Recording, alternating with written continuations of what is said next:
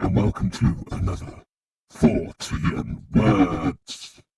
And here's Ian and everybody. Hey, we're live. Welcome. Oh, yes. One and all to this Yuletide Welcome. treat. Welcome to the party round Barrymore's house. My wife's moving to Dorset. Jamaica. Two nuns in the bath washing their cunts. Alaska. And, hang on. Yeah, with the soap. You know all that, yeah. So who's gonna start off this big steaming Yuletide log? Don't know, where do we want to start? Go on then. I'll let you start, Ian. You're the guest. Yeah, you want to go? Yeah, all right then. So, Yeah. welcome to the Christmas special. No, there's no Hobbit tonight, is there? So we're He may drop in. man. I'm not sure. Yeah, he might drop in later, but we're a man down, but we'll survive. Yeah. So we've got Hemi, Dom, and J Rock. Hey, mate. J Rock. Hey. Hey, good. All right, I'll kick off then. So sort of a spooky feel to Christmas, isn't it? With 40 words is what we like, the angle we like to take on things. So I've got my Twitter page up, and some of my followers have sent me some tales, and got an interesting one here, which comes from Hedgehog49. He sent me this tale which happened to him one Christmas. So it reads as follows. This happened when I must have been 5 or 6 years old. Ooh. It was Christmas Eve night. I have no idea what time it was. It was just late, and everyone in my house was probably asleep. I woke up randomly to what, I don't know, but I was probably thirsty, so I had to get out of bed and walk all the way down to the kitchen to get a glass of water. There were night lights on in the living room and the kitchen, so I didn't have to turn on any lights to see where I was going. Whenever I was thirsty as a kid, I'd always decide to finish the glass when I was in the kitchen instead of bringing it to my room. I don't know why. Just one of those stupid things I did as a kid. Yeah. As I was sipping the water, I heard noises come from the lounge where we had our Christmas tree. Mummy Sounded and Daddy like were a there big. together, and they had a weird moaning noise. We'll come on to that. It sounded like a big bag, so I peered my head around the door to the lounge, but it was too dark to see what was in there, so I switched on the tableside light, and I was greeted by a massive man, both in height and size, wearing a red suit and a hat, and a familiar long white beard. It was Santa Claus. He waved me over, and I nervously and excitedly walked over to him. He was only 6, remember, so obviously this was a great experience. He patted my head and said he was just delivering my presents from his black bag. He looked at the bag, which seems to be full of small boxes. I tried to get a peek into the bag, but he stopped me and said, No, don't do that. It's a surprise. I noticed that there were already some presents under the tree. He turned me around and whispered that I needed to go back to bed. For some reason I didn't go. I just stayed there looking at Santa. Eventually he walked me back to the stairs, telling me I had to be quiet and to get back to bed.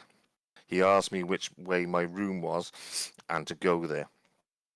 This time I obeyed him. Jangle. Yeah. Is that what he said? Well, it's getting that way, isn't it? But anyway, this time I obeyed him and I went. I looked back down the stairs and all I saw was the eerie figure of Santa Claus looking up at me. I realized that he had turned off the light as I walked up the stairs. I went to my room, closed the door excitedly, and because I'd just seen Santa, and I tried to fall back to sleep. I heard a loud bang from downstairs in the lounge, and the sound travelled all the way back up to my room. I assumed that Santa was leaving the house. The next morning, I woke to my mum's screams downstairs. I ran down to the lounge to where my mum and dad already were, to a disturbing and confusing scene to my young self. There were no presents under the tree, and the sliding window was broken. I don't mean the glass was shattered, I mean it was slammed so hard that it come apart from the sliding mechanism. I confusedly asked my parents what had happened and explained that I saw Santa last night. When I told him this, they frantically tried to get as much information out of me as possible. My dad called the police, and when I asked him for fresh details before writing this, he said the operator said that 2 other calls for the same incident had come in that morning. Ooh. Apparently, a man dressed as Santa was targeting certain houses with accessible windows, and he was stealing the gifts from under their Christmas trees. I believe there's a special place in hell for that man. My Sounds like parents a fucking genius to me. Not exactly spooky though, is it? My parents had to tell me later that day that Santa isn't real, and should anything like that happen again, not to trust him. And there you go. You can't was tell the a kid Christmas. not to trust Santa Claus. When something like that happens, you can. So there you go, kids. Never trust Santa. You've been naughty. Why don't they just say, look, you've been naughty, that's why Santa took your presents away? Yeah. Well, I was gonna say towards the end of that, yeah, and the VCR was gone, wasn't they? It was before VCRs were invented. Ooh, spooky. Do you Yeah, have yeah. a- So they stole the Do you have a VCR that they didn't have. Do you have a Scouse accent? Hey, what's Maybe they this had a about, beat- kid? maybe Why they don't had you a- just go back to bed, kid? Yeah, kid.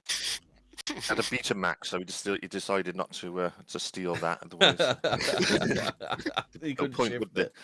it. Yeah, be one video you could play on it. Life of Brian. So yeah, an eerie story there. So, Ooh. but Do you want to yeah, talk? Who's goes in next? Do you want to go, Dom? Yeah, go on then. Who is Santa Claus? Santa Found a, Claus. I found there's a thing here. 8 ways magic mushrooms explain the Santa story.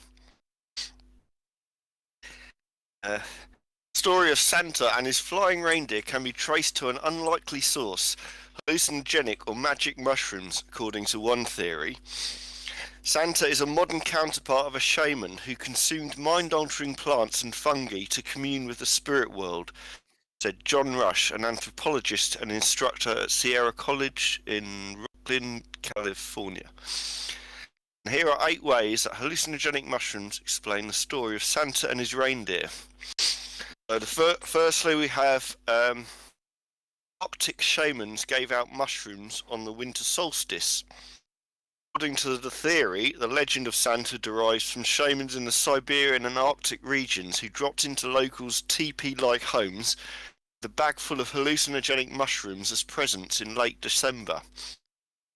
As the story goes, up until a few hundred years ago, these practicing shamans or priests connected to the older traditions would collect Amanita muscaria, the holy mushroom, dry them and give them as gifts on the winter solstice. You know that Amanita's the sort of Also, red one with the white dots on it, you know. also it was the shaman who said "E's are good," wasn't it? Exactly. There's a definite Yeah. link there as well. Anyway, carry on. He said, because snow is usually blocking doors, there was an opening in the roof through which people entered and exited, thus the chimney story. When you say snow was blocking doors, you mean cocaine snow or just regular? Yeah, no, this is Speaking of snow, have you noticed Richard Bacon's presenting GMB lately? Currently, yeah. He's been forgiven, has he? Mm. Yeah, so next one is that mushrooms, like gifts, are found beneath pine trees. That's just one of the symbolic connections between the Amanita muscaria mushroom and the iconography of Christmas, according to several historians and ethnomycologists. people who study fungi's influence on human societies. He sounds like a fun guy. Mm. In his book Mushrooms and Mankind, the late author James Arthur points out that Amanita muscaria, also known as fly agaric, lives throughout the northern hemisphere. Is that late author and winner of X Factor, James Arthur? I'm not aware of the X Factor character. There's a guy who won X Factor a couple of years ago called James Arthur. And isn't it slang for having a piss as well? I'm going for a James Arthur, isn't it? No. You're talking about a J Arthur, which is something different entirely. It's a J Arthur rank, yeah. Yeah, it's a J Arthur rank. Yeah. It was something along those lines. So anyway, it lives under conifers and birch trees, which the fungi, which are deep red with white flecks, have a symbiotic relationship. It partially explains the practice of the Christmas tree and the placement of bright red and white presents underneath it, which look like mushrooms, he wrote. Why do people bring pine trees into their houses at the winter solstice, placing brightly coloured packages under their boughs as gifts to show love for each other? Yeah, probably. It's because underneath the pine bough is the exact location where one would find this most sacred substance in the wild. Well, if we want to find the substance ourselves, so what are we looking for here? I'll say note: do not eat these mushrooms as they can be poisonous. Yeah, if you get the wrong one, it's not fun. Yeah, well, we want the right one. We want the ones that knock your head off. As in probably puking to death, I should imagine, or something like that. Extreme intestinal pain or something like that, I should imagine. You want the ones that look like little brown nipples that grow around here. They'll do. And the next one is reindeer were shaman spirit animals. Common in Siberia and Northern Europe, and seek out these hallucinogenic fungi as the area's human inhabitants also have been. So are they saying they use them like people use pigs for finding truffles? Then is that what they're saying? I think basically. A quick one on the mushrooms, actually, though. When you see fairies and elves depicted in fairy tales, they're often sat on mushrooms or under mushrooms, aren't they? Which is sort of just a tie-in there. So was the caterpillar that was high as a fucking kite in Alice in Wonderland, Yeah. wasn't it? Also, up your fucking head on mushrooms, you'll see pixies and shit. Also, Santa has elves, and if you take DMT, you can see the interdimensional elves. So there could be a link there. Yeah, the machine elves. Yeah. And if you take MDMA, you'll see dancing elves. Yeah. So apparently these Siberian tribesmen ingested the mushrooms, may have hallucinated that the reindeer were flying. A likely story. These skeptics know fucking crazy stories, eh? And amongst the Siberian shamans, you have an animal spirit you can journey with in your vision quest.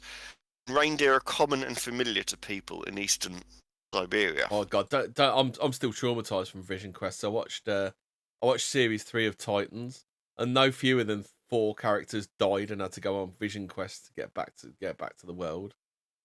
I thought, you're really fucking bending this trope as much as you can, aren't you? Fuck me. It was terrible. And they're going to start giving the police helicopters, and pigs will fly. Yeah. Okay, and also the next point is that the shamans dressed like Santa Claus, and because they had a tradition of dressing up like the mushroom, so therefore red suits with white spots. Mushrooms abound in Christmas iconography. Tree ornaments shaped like Amanita mushrooms and other depictions of the fungi are also prevalent in Christmas decorations throughout the world, in Scandinavia and Northern Europe. That said, he made it clear that the connection between modern-day Christmas and the ancestral practices of eating mushrooms is a coincidence, and he doesn't know about any direct link. And Rudolph's nose resembles a bright red mushroom. Have you been listening to too much Joe Rogan or something? Sorry? I said you've Argyle been didn't listening have a to. septum This is either. like Joe Rudolph didn't have a- Rogan material. This is, isn't it? He's Is obsessed. it? He thinks the I think- Bible's about magic mushrooms, doesn't he? Yeah, I think he did have a guest on who was going on about this at one point. Yeah. Yeah. And Rudolph had a nose like Danielle Westbrook. That's not my one. A Do you visit from remember when her ex-boyfriend Brian Harvey tried to run himself over? he did. He succeeded, didn't he? He fell out of his car. How'd you fucking run yourself over?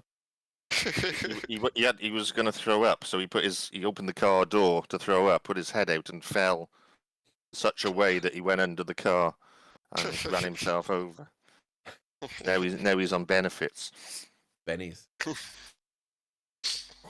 A visit from St. Nicholas. So it wasn't really all right then. He was lying to us. Mm. And he hadn't been all around the world. He'd just been under his car. But Coca-Cola, actually, that's red and white, isn't it? And that was the original Coca-Cola was infused with cocaine. As Hobbit had a Yeah, rant to me yeah. the other day, he showed me his phone and angrily said, "Why are all these fucking apps blue and white?" Have you noticed how many apps are fucking blue? How many apps are blue and white? Nobody picks any other colours, do they? Is that because they're all owned by Facebook, though? Well, Twitter isn't yet, is it? I suppose. Yeah. They're all Facebook wannabes, aren't they? Yeah. So, okay, the next one is a visit from St. Nicholas. May have been borrowed from Shaman rituals. Many of the modern details of the modern-day American Santa Claus come from the 1823 poem "Visit from St. Nicholas," which later became famous as "'Twas the Night Before Christmas." The poem is credited to Clement Clark Moore, an aristocratic academic who lived in New York City. The origins of Moore's vision are unclear, although Arthur, Rush and Ruck all think the poet probably drew from Northern European motifs that derive from Siberian or Arctic shamanic traditions. Yeah, because they had no one called Santa Claus until America was invented, did they? It's like that was ground zero of Santa Claus, wasn't it? Yeah. Fucking Yank, the absolute state of Yanks. It's like they think everything. They think they're the be all and end all of everything, don't they?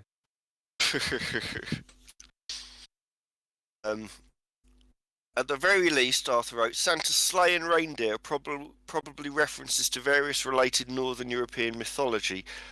For example, the Norse god Thor, who in a chariot drawn by two goats, which have been replaced in a modern telling by Santa's reindeer. The historians were unaware of a connection between Santa and shamans or magic mushrooms, including Stephen Nissenbaum, who wrote a book about the origins of Christmas traditions, and blah blah blah. I don't know why it's even mentioned that. So anyway, moving on. Santa is from the Arctic. One historian told NPR that the theory of a mushroom Santa connection is flawed. If you look at the evidence of Siberian shamanism, which I've done, you find that shamans didn't travel by sleigh, didn't usually deal with reindeer spirits, very rarely took the mushrooms to get trances, didn't have red and white clothes. But Rush and Ruck disagree, saying shamans did deal with reindeer spirits and the ingestion of mushrooms is well documented. Siberian shamans did wear red deer pelts, but the colouring of Santa's garb is mainly meant to mirror the colouring of the mushrooms. As for sleighs, the point isn't the exact mode of travel, but that the trip involves transportation to a different celestial realm. Is this the real conspiracy here that Coca-Cola is a hallucinogenic substance? Yep. Well, yeah, there was a thing that Coca-Cola came up with a red and white Santa, but I think that's been debunked, hasn't it? Oh, Is it to make him look like a Coke can? Yeah. Yeah. Sometimes people would also drink the urine of the shaman or the reindeer. So hallucinogenic compounds are excreted this way without some Does of that the remind you harmful of chemicals. Blackadder? Do you remember that? He's been drinking it since before we left port. Do you remember that? when they go and do the Drake bit, don't they? Yeah. Tom Baker had been drinking his own urine even before they had to. Yeah. So wasn't he the pirate captain with no legs? Yeah. And he goes, let me tell you the story of how I lost my ex. Heard it? Yeah. It sounds like Dutch water sports, this as well. People, they just like drinking piss. The shame Dutch Hobbit's not water here to sports say the Dutch volume, scum. volume 2. And that's basically it, yeah. Right, shall we talk about Groila? Because I've actually found that Groila the Yule Cat and the boys, they're Groila's kids. So, Groila is a thrice-married Icelandic giantess, lives in a mountain cave near Dimmerborgir lava fields with her third husband, and has extrasensory powers that allow her to detect misbehaving children in nearby towns. They obviously didn't help her find misbehaving husbands, did they? Her third husband, was this Joan Collins by any chance? She kidnaps the brats and then cooks them into a delicious stew. She sounds like Hillary Clinton, doesn't she? Her favourite food, always in high supply. She's also the owner of Jolakaturin, the hellacious Yule Cat, and mother to the mischievous Yule Lads, described below. So, Jokaturin, the Yule Cat. Groila's monstrous feline stalks the countryside, eating up anyone not wearing new clothes on New Year's Eve. What a crime. So this sounds like it could be an alien big cat story as well, isn't it? Bought and paid for by Big Marks and Spencer, isn't he? The Yule Cat. So there's a Fortean tie-in in this. That sounds rather classist, but legend has it that wool farmers used to invoke Jolakaturin as a way to scare workers into quickly processing the autumn wool before the holidays. Quick workers would get new clothes as gifts, slow one would just get eaten. In an alternate version, the cat merely eats people's food, which is totally something a cat would do. So the next one is the Yule Lads. Scratch the sofa. So, 13 sons of Groila, the Yule Lads, are each known for a particular habit or characteristic, much like the Disney version of Snow White, Seven Dwarfs. Most of them are depicted as mischievous pranksters and petty criminals. Icelandic children... Go on then. The Bash Street Kids, are they? The Yule Yeah, Lads. plug. Which one's plug? Icelandic children are visited each night on the 13 days leading up to Christmas by a different Yule Lad, including some charmers as Shepcoat Clog, a peg-legged sheep fancier. I don't know what they mean by sheep fancier, but is that the punishment? I think we do. Yeah. Fred West. is that the punishment? Your sheep gets fucked if you're a naughty person that year. Gully Hawk, who hides out in ditches or gullies and waits for an opportune moment to run into the cowshed and lick the foam off the milk in the milking bucket. Stubby, whose name denotes his stature as he is unusually short. These, I mean, this must have taken years to come up with this story, mustn't it? Spoon Licker, who's a licker and a thief of spoons. Pot Scraper, who is a petty thief of leftovers. Bowl Licker. Bowl Licker. Considering the time this was made, Bowl Licker who hides under your bed. I dread to think what bowl he licks, don't you? Who hides under your... Oh, shit, wrong bowl. Arse licker who wants a promotion in work. Yeah. He hides under your bed and waits for you to absentmindedly put down your bowl so he can steal and lick it. Door Slammer, who slams doors all night. Clues in the name. Takes a bowl to bed. Skier Gobbler, who eats skier, which is yogurt. And Sausage Swiper, who steals sausages. These are like the worst X-Men ever. Yeah. These are the ones that didn't make it into the X-Force. Window. I think actually Gary from Deadpool 2 is probably better than these cleaner. Doorway Sniffer. This sounds like an anti-Semitic canard to me, because Doorway Sniffer uses his incredibly large nose to sniff through doors to find bread. Meat Hook, who always brings a hook along with him so he can steal meat. Wow, yeah.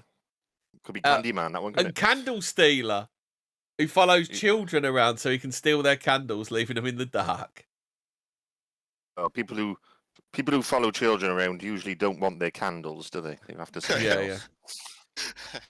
So that's after their flesh candles. Yeah, I just you can see why husbands 1 and 2 got fed up with these shenanigans, can't you? It's me fucking spoon. Oh shit, there's no leftover. Oh fuck this, I'm leaving. Do you reckon that's it? Where's all my sausages? Oh, who keeps slamming the doors? Fuck this. Someone does sniff this door frame. this all happened just around Christmas time, did it? Yeah. Yeah. This is. Well, I don't know, but it mentions that woman. I don't know. So What, knicker sniffer? yeah. Well, they are the Sounds Yule like- Lads. So Sounds like it could be this Santa Cocksucker. burglar yeah. that's doing all this. What are we doing next? Whose turn is it next? If it's Well, yours, Ian. Is it mine? Okay. What happened to J-Rock? Is he not here? That's Ready, he's only ever here in he's here in body, but not in spirit. He's pleasuring himself whilst watching, is he? Yeah. All right, I'll tell you what then. I'll tell you another story sent in to me. This time, this was sent in by M. Khan from Enfield. So let's Is he have a look. bent? He is bent, yes, and Yeah. and the reason he's turned out bent is because of the following story. So Oh. Did Father Christmas do something different to it? Father Christmas Oh, didn't nick his we're about to VCR, did he? we're about to find out. So he was sausage. He had an He encounter got with sausage sausage swipes, stealer. did he? Sausage stealer. Anyway, okay then. He got his spoon was licked. Yeah. Okay, this is it then. Okay. Up until the age of about 8, I always had a fear of those guys who would dress up as Santa in shopping centres for children's parties. I think I was about 6 or 7 at the time when me and my mum were walking through the shopping mall with all the Christmas decorations up. Festive music was playing, a giant Christmas tree stood erect, and of course Santa sat there, covered by a green blanket. There was a small line of kids and parents waiting to sit on the Santa's lap, maybe 2 or 3 kids. My mum insisted that I sit on his lap. Normally it would be the other way around, with the kid begging the parent to sit on the lap. She knew how shy I was. Wasn't anyone by the Santa's side, like an elf or one of those people who calls the next child up. It was just him. When it was my turn, I sat in his lap. He grabbed me by the chest and softly whispered in my ear, "What do you want for Christmas?" Yes, I replied, "A Game Boy Advanced." He assured me I would receive one. Then, for whatever reason, my mum walked up to the Santa and said something quietly to him. He chuckled in response to whatever she said and said, "No problem." My mum told me to wait by the Santa for a few minutes until she came back. At this point, there were no more kids waiting to sit on his lap, so his attention was directed at me. Ooh. Told me to come over and sit on his lap again. I somehow obeyed, And talk despite about the my first thing fear that of comes up. Santa Claus. Yeah. Despite my fear of Santa Claus. Now then, jingle jangle. Yeah. When I sat on his lap, he pulled me closer to him so that my back was leaning against him. He then whispered into my ear that he had a Game Boy Advanced outside by his sled, and if I followed him, I could get it now and wouldn't have to wait until Christmas. My fear suddenly turned to excitement as I believed him. And then he got bummed. We both stepped off the chair and headed down one of the exit hallways, but halfway through he told me we should take a toilet break first. We stepped into the toilet and he quickly locked the door. I turned and looked at him, and he looked at me. But before anything else could happen, there was a frantic banging at the door. Somebody the other side was yelling to open up. Santa opened the door, and the man on the other side pulled him out and shoved him. The man then escorted me back to the centre of the mall, asking me where my mum was. I watched as the fake Santa casually walked out of the exit door and out of my sight. When my mum came back, the man explained everything. I'm pretty sure he was watching the whole time. So he and my mum asked around to see if the mall had hired any Santas for the day. They had not. Whoever that was just a pervert dressed as Santa to get kids to sit on his lap and possibly wait for the perfect opportunity to snatch one, just like he did almost to me. So there you go. Dodgy story, eh? I mean, that's a great one for police to catch criminals. They just need to trace anybody who's bought a Santa costume Yeah. And there's bound to be a burglar or a paedophile. Exactly. Yeah. Oh, did you hear about the story that's been sort of gone viral? Apparently, a girl went to one of these Santas, and he asked her what she wanted for Christmas. She said, "Oh, I want my stepdad to stop molesting me." And so Santa and his 4 elves went and beat the shit out of the stepdad who was waiting outside. But apparently, it's a fake story. But it would have been good if that was Yeah. true. Anyway, okay. But these days, many countries have actually banned these kind of Santas, though. Not for political reasons or for reasons of taste, but because they're shit. So there you go. That's the tale from M. Khan from Enfield. So Ooh, and that's why he's bent. yeah, that turned him, didn't it? Yeah. So, but yeah, I don't. Did you go to those things when you were younger? I think I did. I don't really remember. No, I'm sure I did. I did have a relative who was one and actually died whilst doing it. Oh. An older, I think it was an older, I can't remember, some uncle or other, and yeah, he was doing doing a kids' party, and then he just died, died in the middle of doing it, Nice. and the parents had to say, "Oh, Santa's just having a little sleep." Oh, sleep. no. Yeah, Well, at least he died doing what he loved. yeah. So there you go. But yeah, that's Christmas for you. Ooh. Dom, Not always a happy Dom? occasion. Not always full of fun and joy. Is Dom going to make it to the end of the episode? Or are you pacing yourself this time, Dom? I think you burnt out last time, didn't you, mate? Yeah, I'm trying this time, yeah. I made it to the end of the bits I was reading last time, at least. You did to the end of the bottle. Oh, I don't think Damien knows the M. Khan is bent thing, does he? Oh, that was David Baddiel, wasn't it? Was that Yeah. Mary Whitehouse experience? Mary White's experience, yeah. It was written on a motorway bridge. Yeah. The A406. I've got. Is there I've an got, actual Is there an actual picture of it? I have looked for it. There's not. I can't find one, but it is apparently true, and it is the sort of thing you would see on a bridge, isn't it? So Yeah. there's no reason why it wouldn't be. Only one I remember is the Give Peas a Chance one. So I think that's on the A1 or the M1. I've got a book. I've got a book series from Nigel Rees called Graffiti OK. It's got loads and loads of funny graffiti he's collected from all over the world. He's got some from Dubai and America as well. One of the funny ones is it's a film poster for the Red Baron, and someone's put a speech bubble going, "That will teach him to make lumpy custard." I quite like Wanksy. Draws cocks around potholes to force the council to come and fix them. Oh shit! I've just found a forum here. Hold on a sec. Does anyone know if my M. Khan was identified? Oh, it used to be written on a bridge near Luton, and it was Baddiel who made a sketch about it.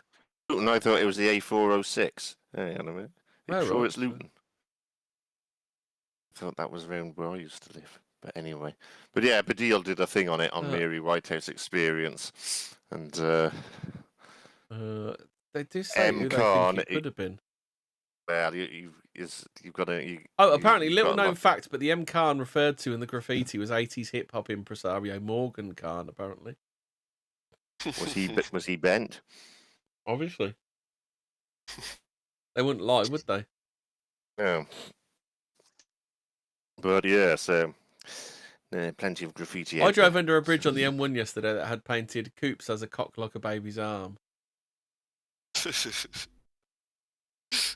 Oops. Yes, upon rereading it, actually says Coops has a cock like a baby's leg. I'm reading it baby's live on a forum I've found. Okay. Do we know who Coops is? I like a lot of the graffiti that you see in stalls in toilets. Like call this number for sex, and it's just like someone's mate. Someone who's just stitched up their mate. Are we gonna have an aside into graffiti? Because I've got the book here. We should. I'll find some choice bits. What one in our local pub was Polish people go home, Stop stealing our, and someone else had written underneath, and stop stealing our swans. Nationalise crime and make sure it doesn't pay. Yeah. Cunnilingus is a real tongue twister. If Typhoon put the T in Britain, who put the cunt into Scunthorpe? Don't laugh, it might be your daughter in here. dust on a passion wagon.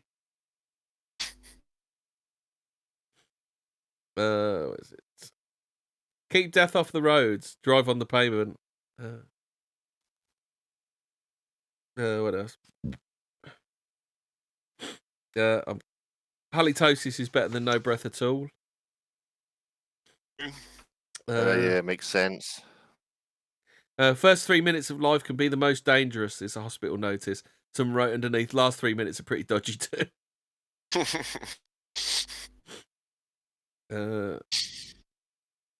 Jargon rules. Ongoing agreement situation. That's jargon rules. Okay. If this machine is out of order, see the landlord on contraceptive vending machine, and if it's in order, see the barmaid. Nice.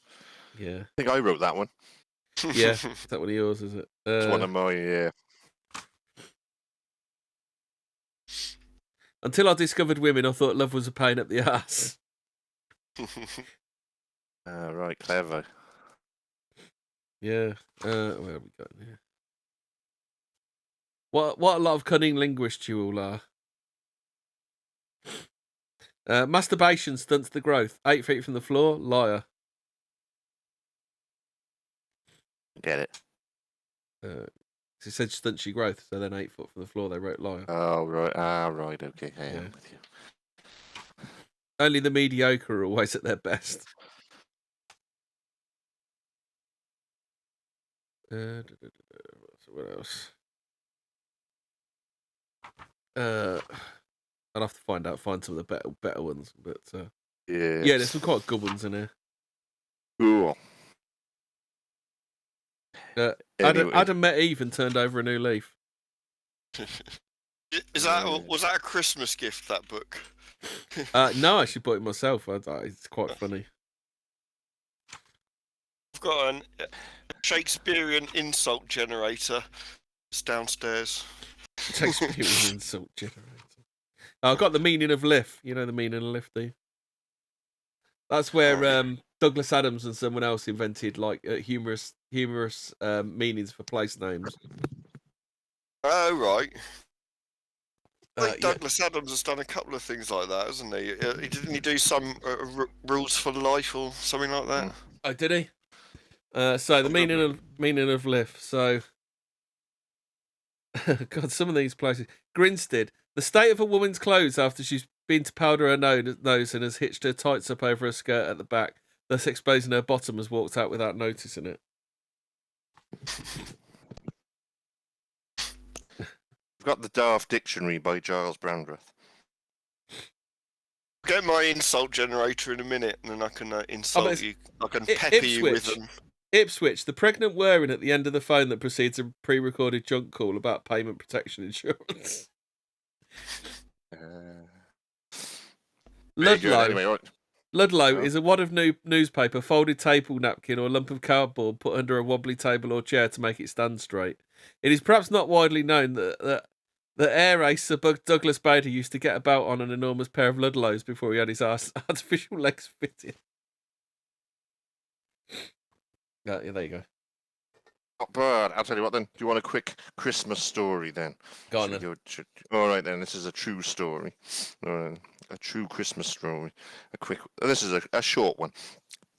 In 2007, in a small town in Arkansas, there was an unknown man dressed as Santa Claus walking around town, and he left gifts on 6 people's doorsteps.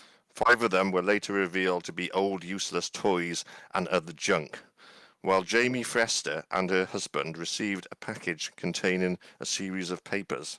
Most of them consisted of nothing but old office papers dating back to the 80s and 90s. But there was one note that stood out due to the large writing. It said simply, "I'm sorry for whatever happens to your son. Ooh. 2 years later, their 12-year-old son Chris was hit by a car while crossing the street on his bike and suffered fatal injuries. The car that hit him did not stop to help and was never identified.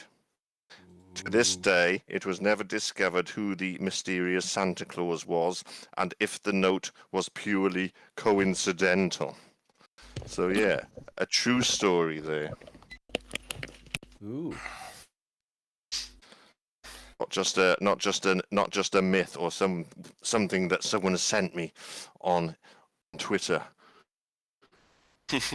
I missed that because I was getting my insult generator. Oh, okay. You fawning, one trunk inheriting horn beast. It explains what they all mean as well. I've got 12 Christmas ghosts here. So, sinister screams in Lewisham, Greater London. Cries from the victims of the Lewisham train disaster are said to be heard every December the 4th, the anniversary of the accident. In 1957, 2 trains collided in dense fog, killing 90 people and injuring more than 100. Another version of the story says the phantom screams date back to World War II. Apparently, Emily Bronte haunts the grounds of Haworth Parsonage, according to her legend. Bishop's Castle, Bishop's Castle in Shropshire.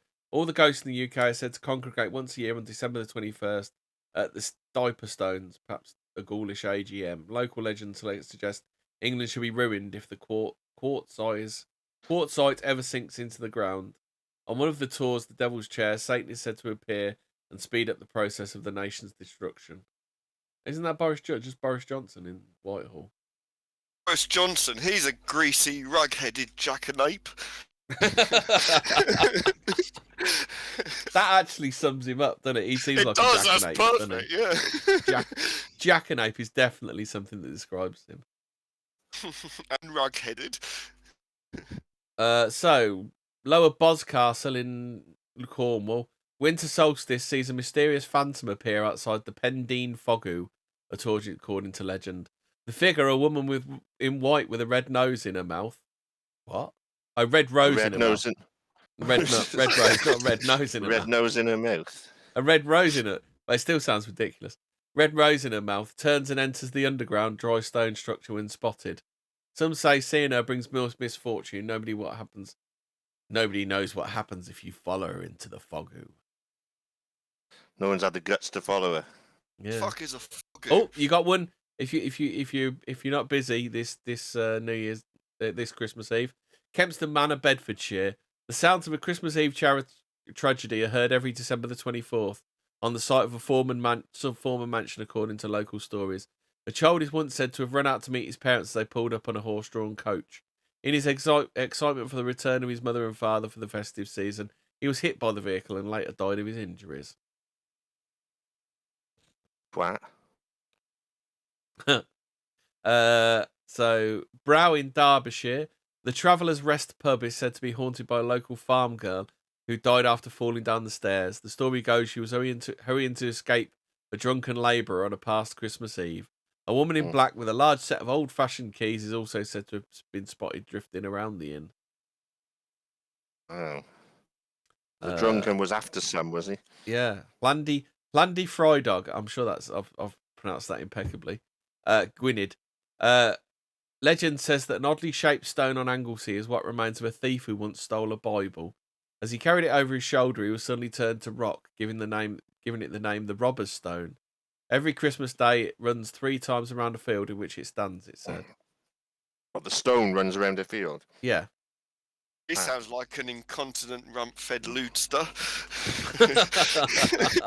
And he carried the Bible over his shoulder, so it must have been a bit of a big Bible. Yeah. His size. What happened to the Bible? Did that turn to rock as well? In Westminster, Greater London, a phantom monk is bound in chains is said to appear in Buckingham Palace once a year on Christmas Day.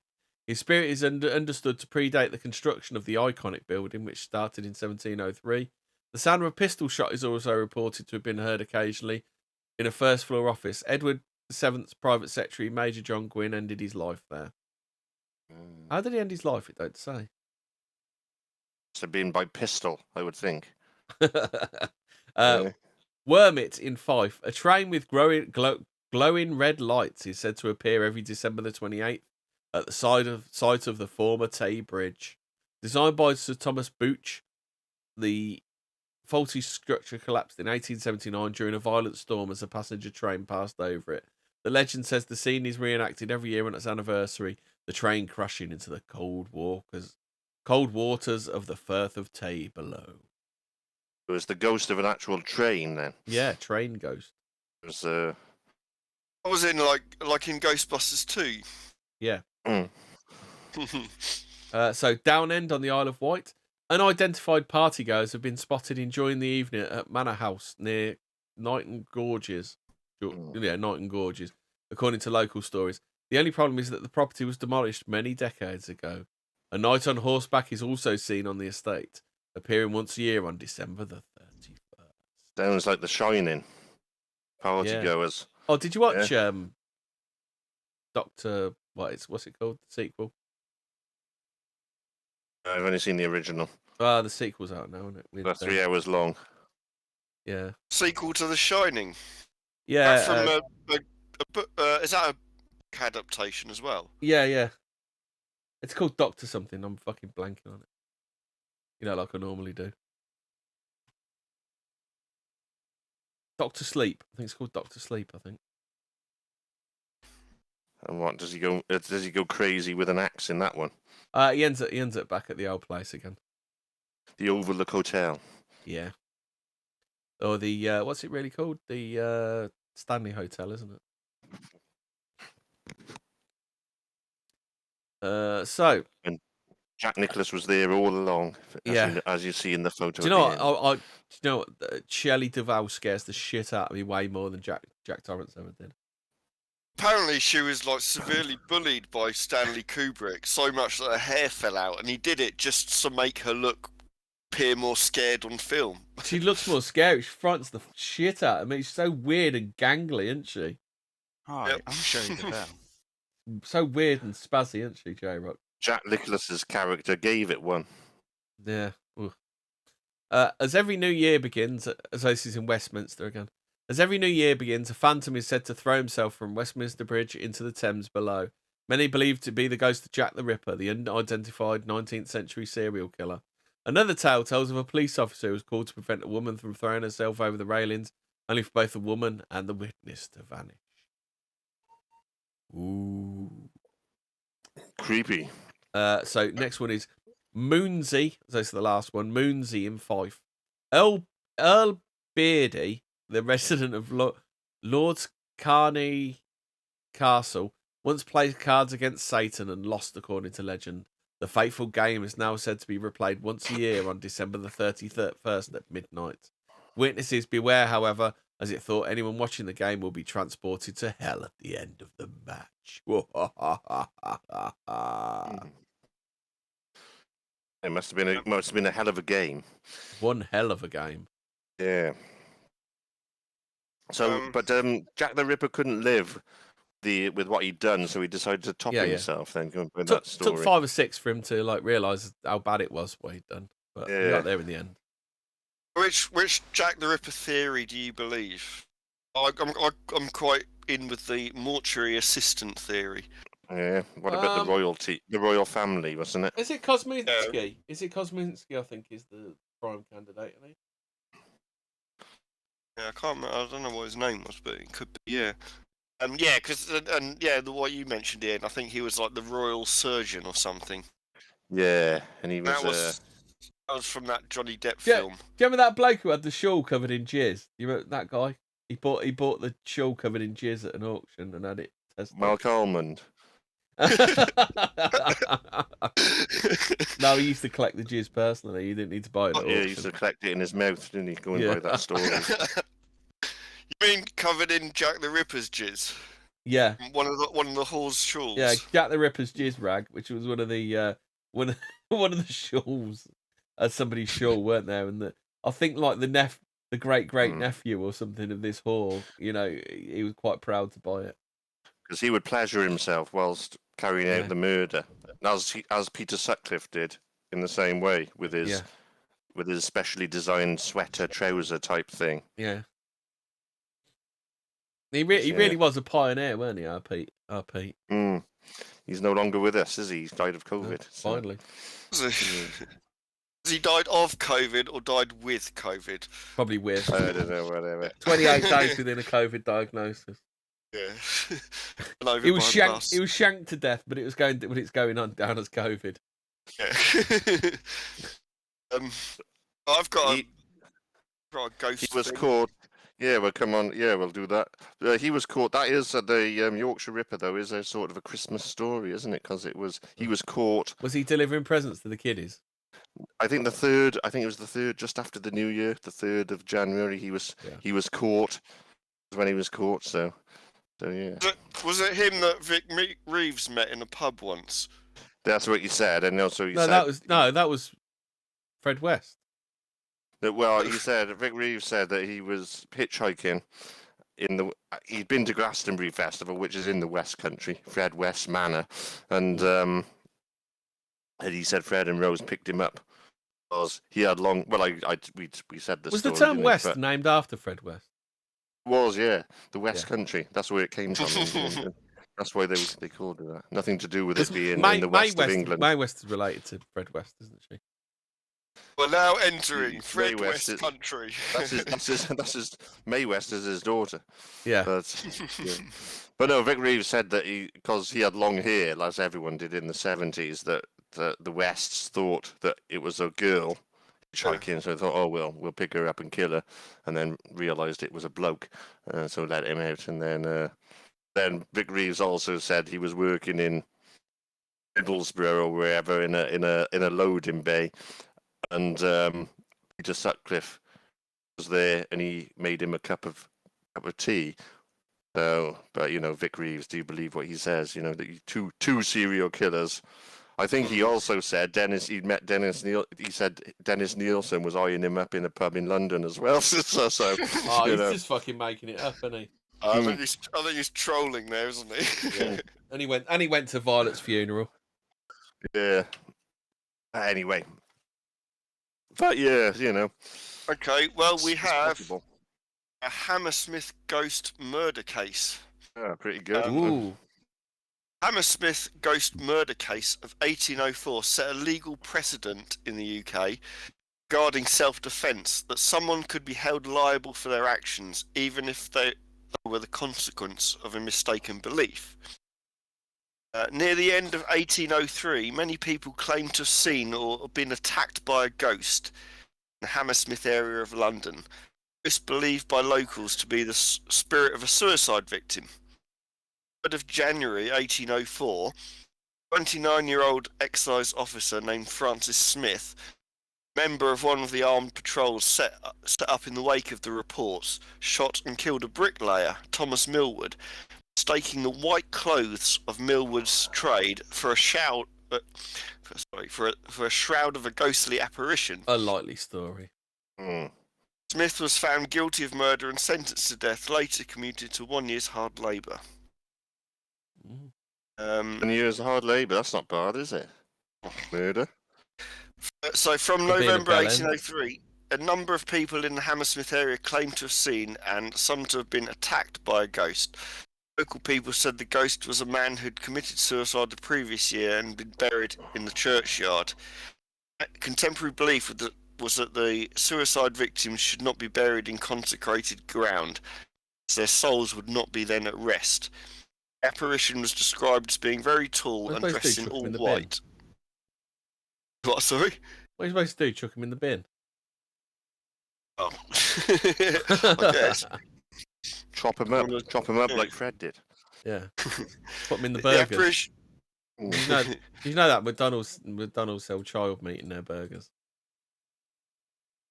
Yeah. That's according to QAnon. We found that out. I found that out the other day from a man in the know. So the apparition is described as being very tall and dressed all in white, but is also said to wear a calfskin garment with horns and large glass eyes at other times. Stories about the ghost soon began to circulate. 2 women, one elderly and the other pregnant. Oh, hold on. I missed the glass eye joke. He was rolling his eyes at me. We'll roll them back. Where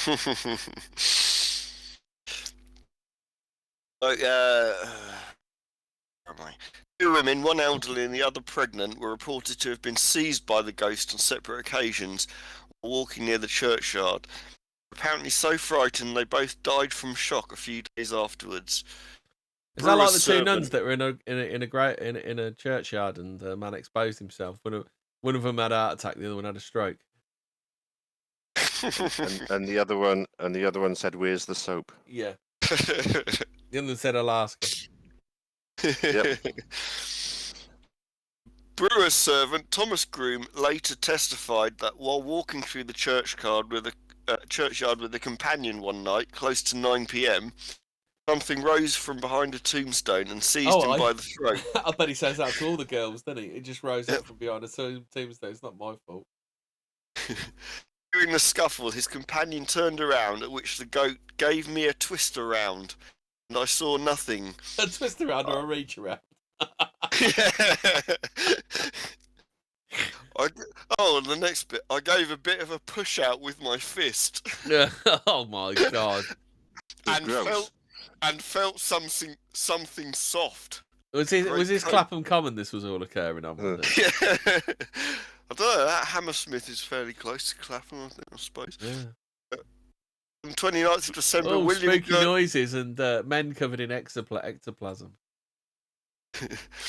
And a rustle in the bushes. Yeah. And on 29th of December, William Girdler, a night watchman, saw the ghost while near Beaver Lane. William Girdler.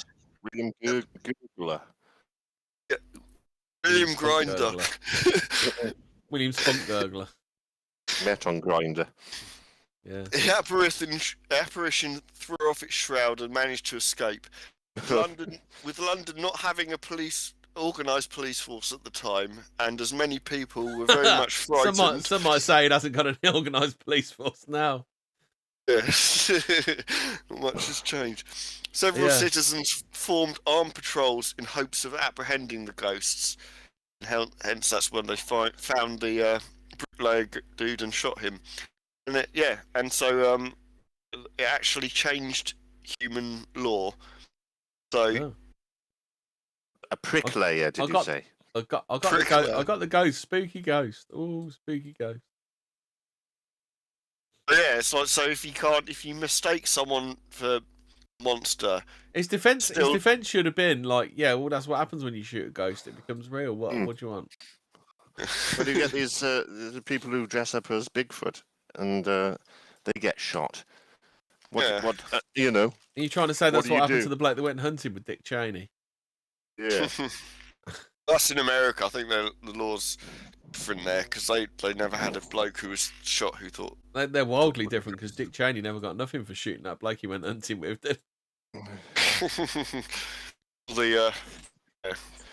You can shoot people willy-nilly there anyway. To mention his war crimes, Dick Cheney is a real finical, motley-minded fleshmonger. Anyway, there you go. That's that one. Pretty good. A ghost story for Christmas. Ooh, spooky ghost story. Yeah. Well, all right then. After that, and onto a lighter subject. A quick one here then. Urban myth. The urban myth of Santa Claus at Christmas. Yeah. Yep. So, an interesting urban myth is that Santa Claus is in fact Satan in disguise. So we can look at the factors pointing towards this. Yeah. A, as a penchant for wearing red, as does Satan. He is able to fly. If you switch the letters of his name around, Santa, you get the names. You get the name Satan. It's actually he can't fly though, can he? That's what he needs the reindeer for. Well, the reindeers fly. It's good enough, isn't it? You know. Yeah, well, close. Not as good as a wink to a blind man, isn't it? I'm not going to be picky here. yeah, If he's got reindeers that fly, that's good enough for me, isn't it? that's So as good as wings for a blind man. so Isn't he it? can fly. He can fly. You know, Satan can fly. Yeah. Actually, Satan can't fly though. I don't think. Or can he? Don't know. Don't know. Never asked. Anyway, Well, he's not the Superman, word- is he? yeah. Let's have a look. The word claws means hoof claws, according to its Old English definition, as in the feet of Satan. They're hoof claws, aren't they? So his surname, Santa Claus' surname, is actually the Devil's Feet. As we saw the Devil's Feet in Devon that time in the 1800s. Oh, was But that the Devil's Feet? Is that connected to the They went up the sides of walls and all sorts. Yeah, Wasn't the that Devil's Footprints. Yeah, wasn't that connected to what's his name? The Jersey Devil. Oh, it's the Jersey Devil. Yeah, I was thinking of Spring-Heeled Jack. Spring-Heeled Jack. Yeah. I think the Spring-Heeled Jack was just more someone who was just fucking about rather than a actual cryptozoological What, he was animal. fucking around, jumping from the Just someone into the dicking top of a about, roof? you know. Yeah. So I think the one in Devon wasn't, but the one in Spring-Heeled Jack in London. Spring-Heeled Jack used to jump from the floor to the street to the top of a roof, didn't he? Yeah. All right, I take that back then. It wasn't someone dicking about. It was the actual. it was the devil himself. Yeah. But It's anyway, almost as if it was spring-heeled. Yeah, he had springs in his feet. Was it Inspector Gadget traveling in time? Go Gadget heels. had an aerial in his thumb. Yeah. So. But anyway, because he'd have said he'd have said go Gadget heels, and the woman would have got water squirted in her face or something, wouldn't she? Yeah, and he had a I don't know. dildo that For some reason, the internet just does not want you to know whether Satan can fly or not. Well, let's just say Satan can. I'm sure Satan can fly. But anyway, you know, we look at all that. Bulletproof? That said, though, he's flame resistant, isn't he? Living in hell, so he must be pretty hard. But that said, though, I was just going to say he's also very sensitive and has a relationship with Saddam Hussein. Hey, relax, guy. All that said, though, the name Santa Claus actually derives from Sinterklaas, which is the Dutch spelling for Saint Nicholas. So all the Satan-inspired myths are coincidence at best. So bollocks. Just a thought there. Myth. So, busted. Myth. Do you want another Christmas myth? Go on then. Yeah. All right then. This myth happened to a teenage boy on the night before Christmas. He was alone in his bedroom Michael Jackson listening. Involved? No. He liked pre-teenage boys, didn't he? Oh, Teenage boy was around 10. That was what he was into. Yeah. Anyway, he was alone in his bedroom listening to some Christmas music on his headphones to get him into the festive mood. As he lay on his bed with his eyes closed, visions of a sexy Santa flashed through his mind, so he knocked one out there and then. As he shot his hot load, he opened his eyes and took his headphones off. To his horror, he discovered a sack full of presents at the bottom of his bed, which weren't there 5 minutes earlier. I thought you were going to say a cup of tea by the bed. Yeah, no, we know where you got this one from. There was an awkward silence as he sat with his family at the Christmas dinner table the following day. So that's that urban myth. Whereas one sack was emptied, another sack was filled that night. So. There you go. Yeah. I mean, does wanking really deprive you of your senses? Well, that's why you had to have the headphones on in the story. Exactly. The headphones on, yeah. Otherwise, the story doesn't add up, does it? Exactly, and your eyes closed as well. So. Yeah. But, that was Mary Whitehead's experience. You're doing it with the fucking jizz everywhere, aren't you? Yeah, gonna fire your lot. Yeah, so. But yeah, that was Mary Whitehead's experience. I first heard that one as well. Is that when they used to be on the radio? Do you remember when they used to be on the radio? No, that was on TV. Rob Newman told that one as part of one of his. I remember on the radio they had Jack Dion once. He was talking about cats and feeding them. He says he was reading the side of the cat tin. It said this meat isn't for human consumption. He goes, "Oh, what a shame! I was going to make a nice spag bol out of that." Because he was saying about how bad cat food smells. Oh yeah, I remember that, and he was saying about how he'd like bit would kind of fall down and stick between his bare feet or something. Oh. Cat food. Yeah. Anyway, it's pretty good. You know, there's a couple of urban myths. Does anyone else want to have a go? Zwart Pete. Are we going to talk about Zwart Pete? This is in memory of memory of Hobbit. If you've ever heard of Zwart Pete, aka Black Peter, it has probably been from modern day blog posts expressing horror at Dutch folks dressing up in blackface as Black Pete. Oh dear, no, they're not these days. Yeah, like the one Morris men as well, which has absolutely nothing to do with black people. Zwart Pete was originally conceived of as a chained devil that Saint Nicholas had tamed, tasked with whipping bad kids with birch rods. In the gentler version, he merely leaves bundles of sticks as gifts / veiled threats for disobedient kiddos. Eventually, a 19th century school teacher just described Black Peter as Saint Nick's fuzzy-haired Negro servant, and that unfortunately stuck, although alternate versions refer to him as either a helpful chimney sweep or slave freed by Saint Nick. Although some Dutch citizens claim Peter's black skin comes from soot and not his African or Moorish heritage, an increasing number have become aware of his offensiveness and have either reimagined him as multiracial sans blackface or abandoned him altogether. Bonus fun fact, there's also an Iranian version of Zwart Piet known as Haji Firuz or Sir Victor in English.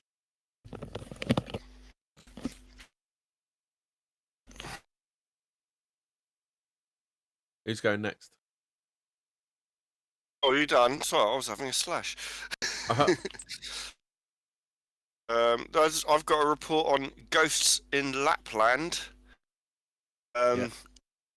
Taken from Augustine Calmet's... Brucey Kibbets has been drunk for a week straight and he's just threatened his employer. Well done, Brucey.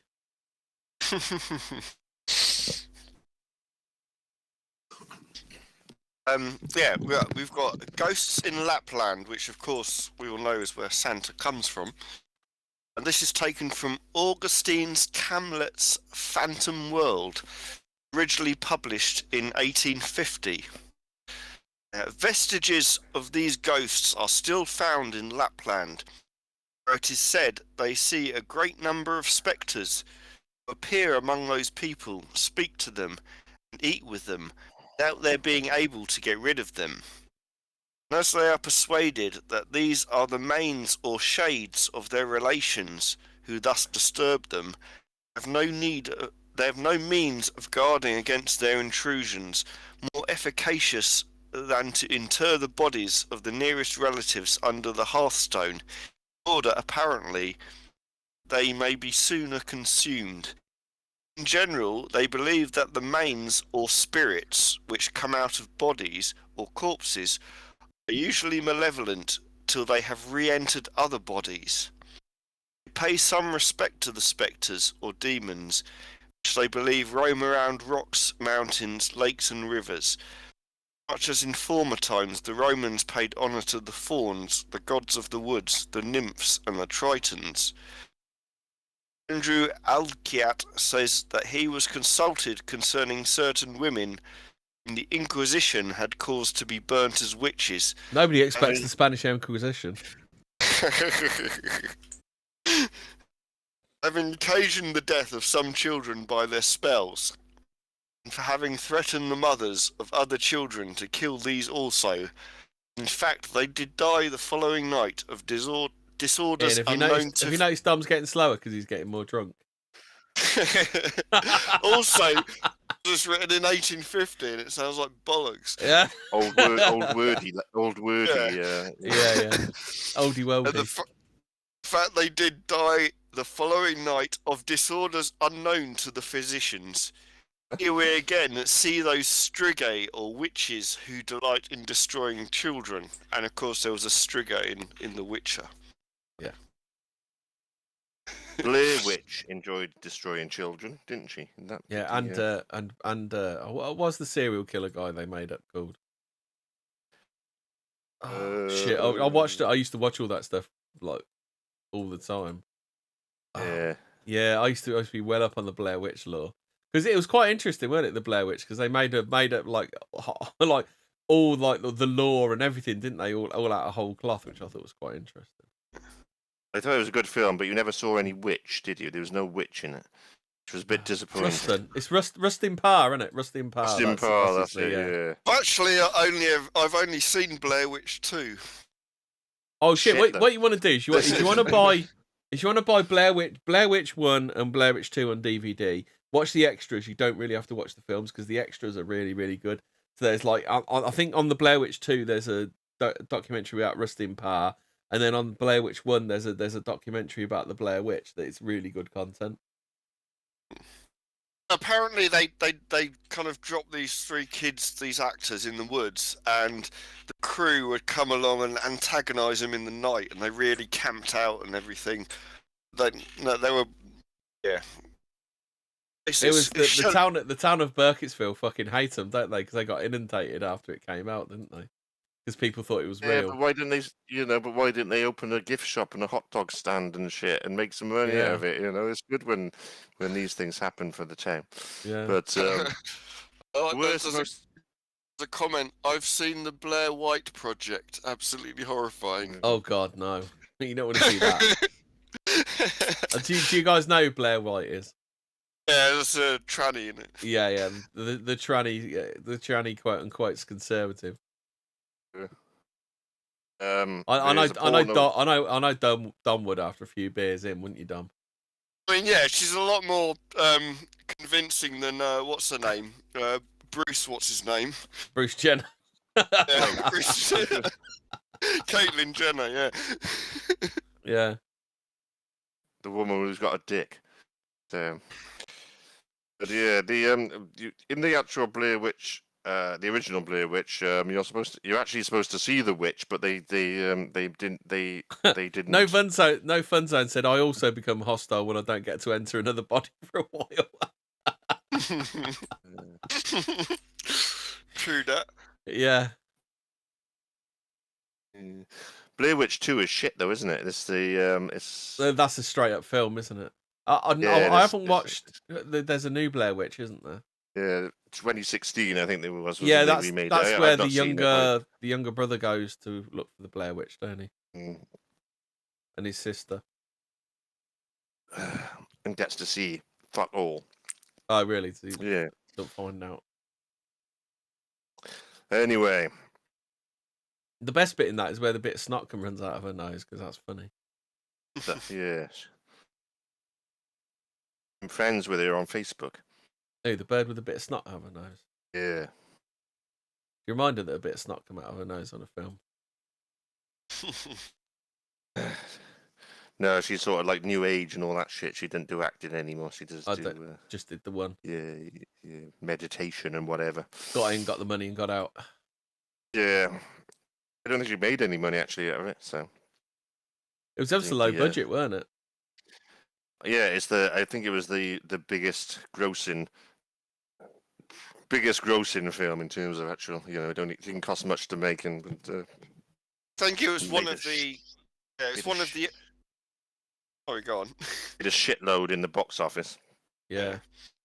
It was. I think it was one of the earliest to use internet hype, wasn't it? That's why it got so successful. I had to wait to go in for my screening because two people had a fight and another person had spewed on a chair. But they weren't. They sort of, there was the internet campaign first, and they were treating it as real. And these people had disappeared, and the actors weren't allowed to do any interviews or anything because they were supposed to be real. So they had actually disappeared. Ooh. But they took their inspiration from Cannibal Holocaust. Have you seen that film? Yeah, because that judge made all the cast appear in front of them. Yeah. That's another found footage. That's the original found footage film. It's Yeah, actually yeah. quite good. I quite like that film. It's kind I've of got to a say, lot of I'm a bit confused when they cut that bloke's cock off. That looks rather too real, doesn't it? There is rumours that it was a snuff film. Yeah, that's what we're talking about. There was it went in front of the court, didn't it? A judge made everybody appear in front of the judge to make sure it wasn't a snuff film. But there isn't actually been a snuff film. There's been no proved snuff film exists. What about all that shit on Live Leak? Live Leak, I don't know what is that. It's just one of these like gory internet video sites. No, there's videos of people getting killed by accident, or Yeah.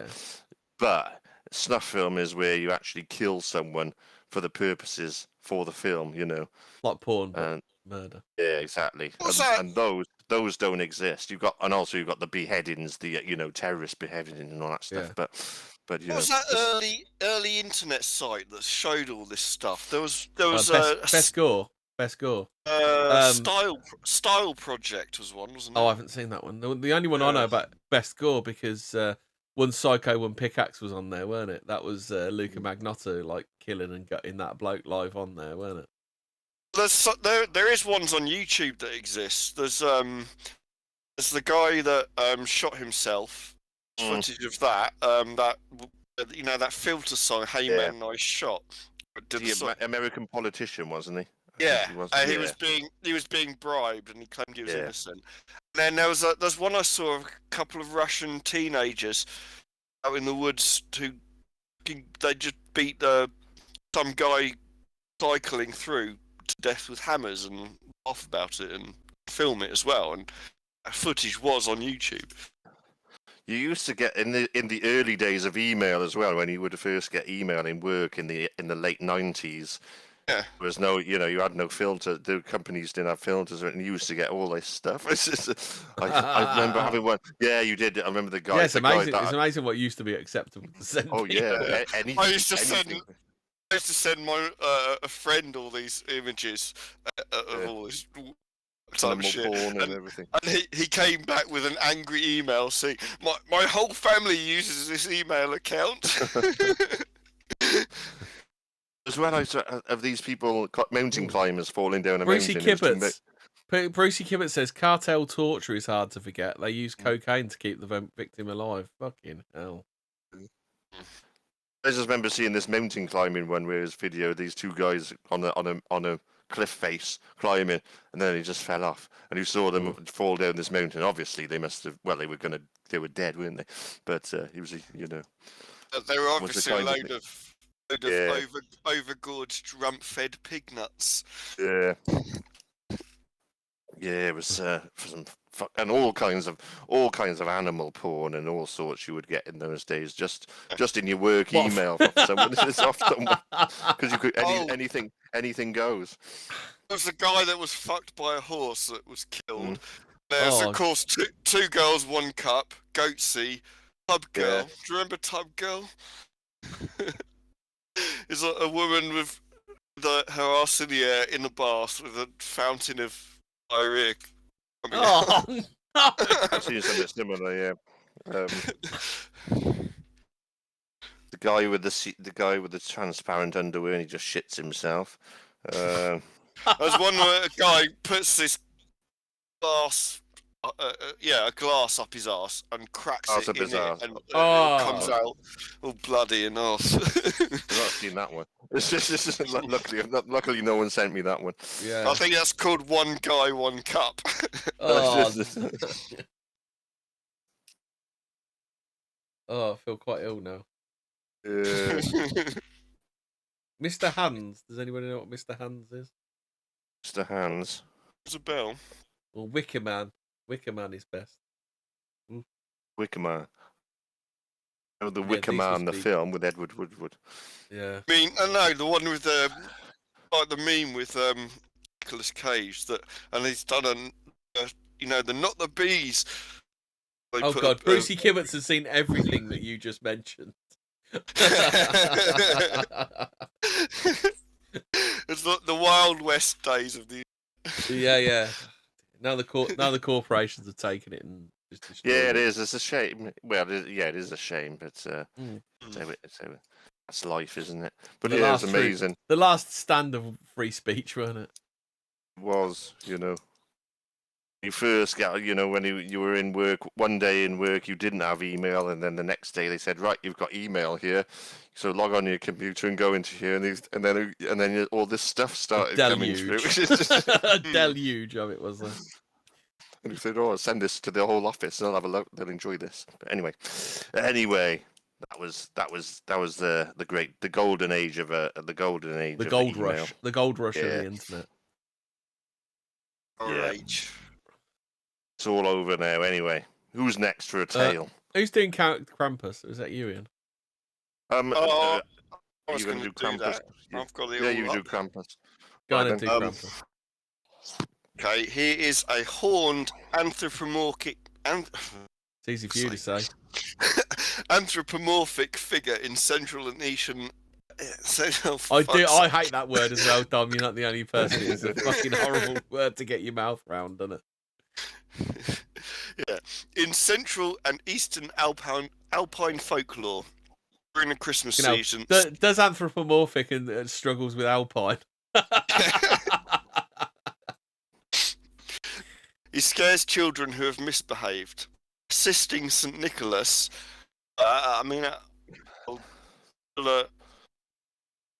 You've got a few. I'll see if I can find some. See if I can find something like he had a proper gang of reprobates around him, didn't he? Yeah, Santa. a lot of people assisting Santa. Yeah. They visit children on the night of the 5th of December, with St. Nicholas rewarding the well-behaved children with modest gifts such as oranges, dried fruit, walnuts, and chocolate. The badly behaved ones only receive punishment from Krampus with birch rods. Should use hazel. I bet it's a much better whip. I bet the parents loved that, didn't they? Oh, bad this year again. Oh, what a fucking shame. It's probably it's probably the parents beating the shit out of the children. Yeah. And blaming it on Krampus. Here's your Christmas present. Krampus made me do it. It's not my fault. But it used to be okay to hit children. It was all right. Not these days, obviously. With bits of wood, obviously. Yeah, whatever you wanted. Where did you get that black eye? Mummy said to tell you it was Krampus. The teacher gave it to me. Well, you shouldn't fuck about in school, should you? Yeah. Origin of the figure is unclear. So some folklorists and anthropologists have postulated it as having pre-Christian origins. Traditional parades and in such events as Krampuslauf, English Krampus Run, young men participate dressed as Krampus and attempt to scare the audience with their antics. Such events occur annually in most alpine towns. Krampus is featured on. Did anyone do the clear pants and shit in themselves thing then? When they're trying to upset the audience.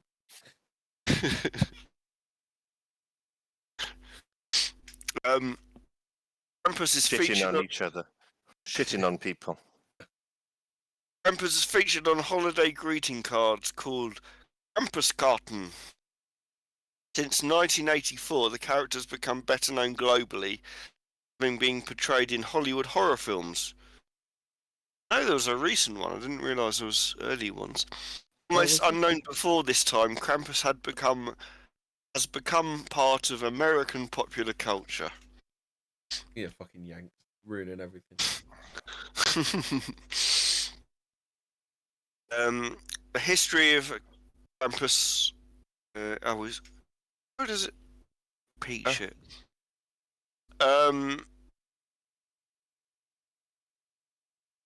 History. In the aftermath of the 1932 election in Austria, the Krampus tradition was prohibited by the Dollfuss regime under the clerical fascist Fatherland Front, a Christian social party. In the 1950s, rolls off the tongue, doesn't it? The clerical fascist Fatherland Front, doesn't it? Surprised I managed to say it. What about the Fatherland Front of Judea? Splitters. Government distributed pamphlets titled "Krampus is an evil man." Surely that's the whole idea. Yeah. Towards the end of the century, a popular resurgence of Krampus celebrations occurred and continues today. Krampus tradition is being revived in Bavaria as well, along with local artistic tradition of hand-carved wooden masks. In 2019, there were reports of drunken or disorderly conduct by masked Krampuses in some Austrian towns. Although a Krampus appears in many variations, most share some common physical characteristics. It's hairy, usually brown or black, has the cloven hooves and horns of a goat. Long pointed tongue lolls out, and he has fangs. It was like a were-goat, I suppose. Where's the two nuns in a bath? Yes, it does. Where's the Where's goat? the goat? Where's Where's the the goat? goat? Yes, it does. They use washing themselves with a goat. Nuns and a goat in the I'll bath, ask her. and they fig themselves off with the goat, and they say, "Where's the goat?" Anyway, Yes, go on. it does. He carries chains, thought to symbolise the binding of the devil by the Christian church.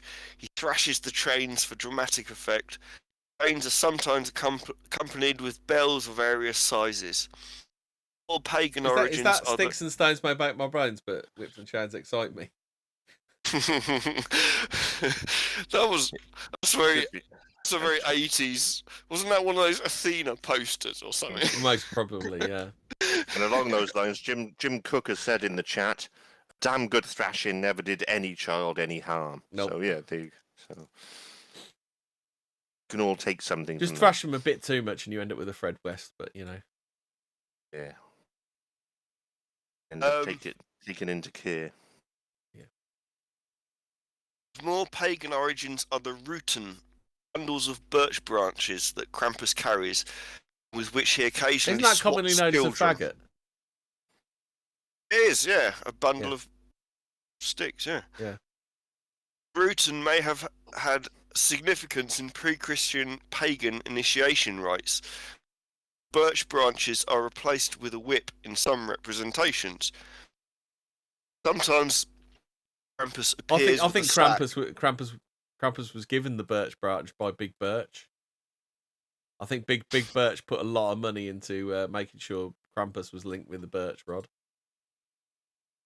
Yeah, well, as I said, hazel branches would be better. They're very long and straight, and they have very kind of springy whip. Yeah.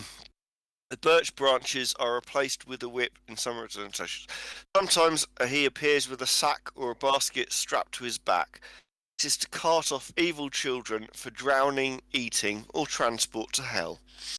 Some of the older versions make mention of naughty children being put in the bag and taken away. This quality can be found in other companions of Saint Nicholas, such as Zwart Piet. Oh, here's the one you mentioned. Zwart Piet. Black Peter, isn't that? Yeah, Black Peter. Yeah. Bush. I thought Black Pete was more Dutch, but I thought that was like the BLM forcing Blue Peter to change their name. Black Pete. Black Bush is from porn films from the 70s, isn't it? Black Bush. Do Do you remember the Tina Turner song Black Bush City Limits? No. He has been imported and modified for various North American media, including print, e.g. Krampus, the Devil of Christmas, collection of vintage postcards, Krampus, the Yule Lord, 2012 novel, television, both live action, a Krampus Carol, animation. Is he going to end up like the Leprechaun? You can have Krampus in the hood and all that kind of stuff, are you? Yeah. Very in space. Venture Christmas, Minstrel Krampus. Oh, that was a 2013 episode of American Dad, apparently. Video game Carnival, Binding of Isaac Rebirth, and the films Krampus, comedy horror movie from Universal Pictures in 2015. Very good. Mm. And now we know of Krampus.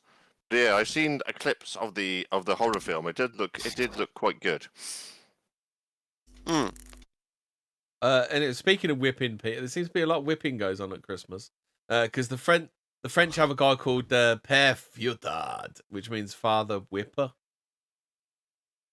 Is that like motherfucker, Father Whipper? You Father Whipper. Or Pierre Fouettard in French. Date back to around 1252. He's said to join St. Nicholas.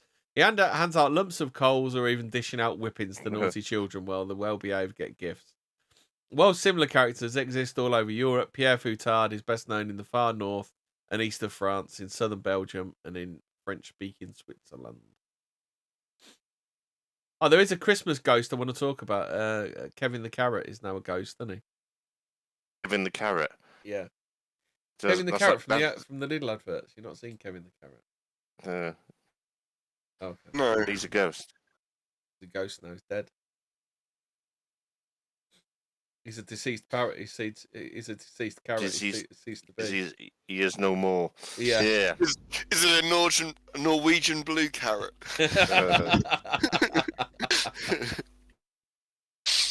Anyway, all right. Well, if you want to tell us of Kevin the Carrot, go for it. Otherwise, I'll tell that's you it. about. That's it. Yeah. Okay then. All right then. Shall I tell you then? Jesus wasn't born on December the 25th. Sacrilege. Okay then. Go for this one. There is no scriptural justification for Jesus being born on December the 25th. The data actually comes from the scholar Hippolytus. I was going to say, of Rome. isn't there no thing about his date of birth at all? So that it's not exactly some sort of gotcha, is it? Well, you can work it out though. Yeah. Is he not on IMDb? Hippolytus of Rome determined it in the early 3rd century, assuming that the conception of Jesus took place at the spring equinox, which placed March the 25th. He then added 9 months. So he's presuming the conception date. He's all Well, bollocks. yeah. You know what? We'll just say it's at the spring equinox. Well, he's got the sort of name that you're going to listen to, though, isn't it? Yeah. So he then added 9 months, taking advantage of winter festivals that were already celebrated around that time. Yeah. There are a number of errors in this reasoning, though. The least of which. Well, first of all, he's making it up from the start. Well, in fact, is he actually a real person anyway? But the least of which is the human gestation cycle is actually 40 weeks, which will put Jesus' birth sometime in mid-January. Not only that, in the Bible, Luke mentions specific references. Harley's going to get a JDLE t-shirt, a 14 words t-shirt, because she said 7th of Jan. She's the closest. Yeah, all right then. We can send a t-shirt to Harley then. Yeah, you want a 14 words t-shirt, Harley. Yeah. If we ever make one, you can have one. Luke Can't say makes fairer than that, can I? Yeah. Well, Can I get a 14 words cock ring? yeah, but anyway. So Luke makes specific 14 words to... Krampus whip.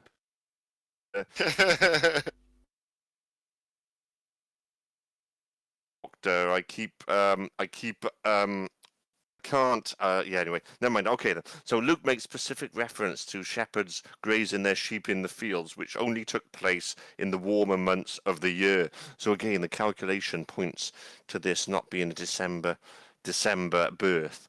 December the 25th wasn't celebrated as Christmas until at least the 4th century, when it became a vehicle to deter Christians from celebrating the pagan winter solstice.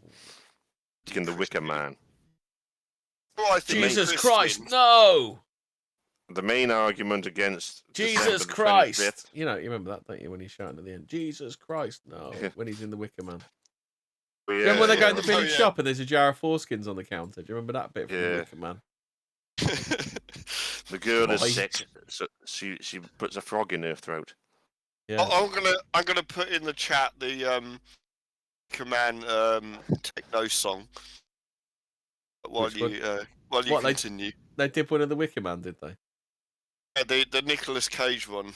Oh Yeah. god. They're not the bees.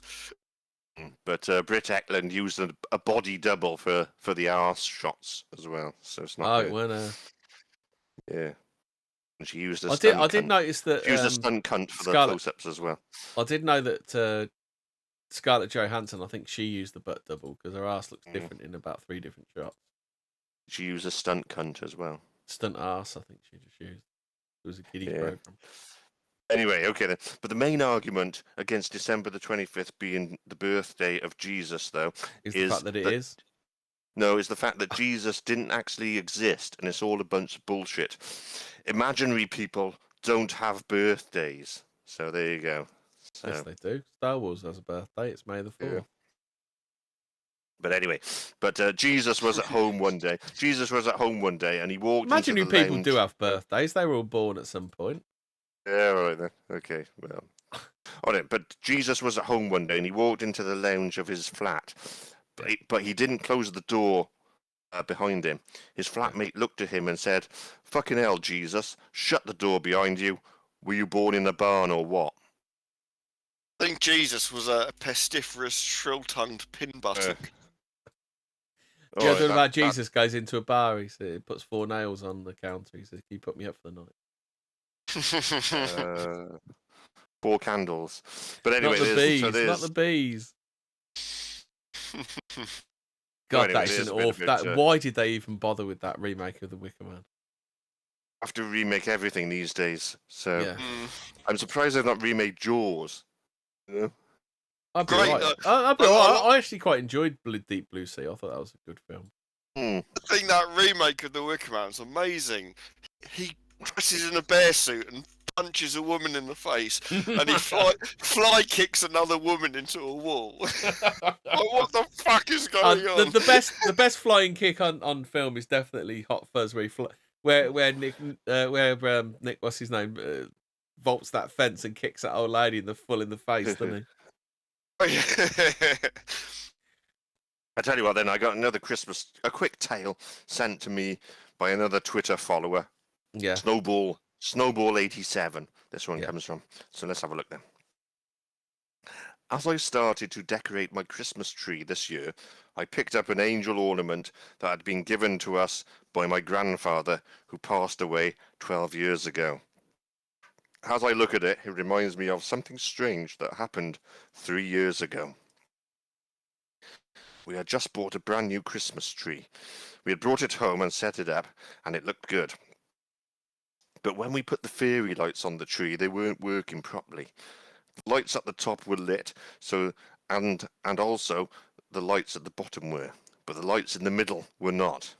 We spent fucking ages trying to fix them, ensuring that every bulb was screwed in properly, but we still had no luck.